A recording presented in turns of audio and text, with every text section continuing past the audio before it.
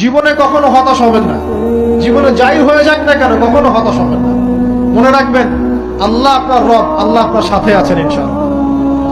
এই সমাজ আপনাকে যেভাবে শেখায়, কিভাবে শেখায়, এই যে স্কুল, কলেজ, ইউনিভার্সিটি, চাকরি, বিয়ে, সন্তান প্রতিপালন, আর তারপর ইন্না লিল্লাহি ওয়া ইন্না ইলাইহি রাজিউন, এই তো শেখায় নাকি? সবসময় মনে রাখবেন যে আল্লাহ রাব্বুল আলামিনের পরিকল্পনাই আপনার উপরে সবচেয়ে বেশি অগ্রাধিকার যোগ্য, সমাজের পরিকল্পনা নয়।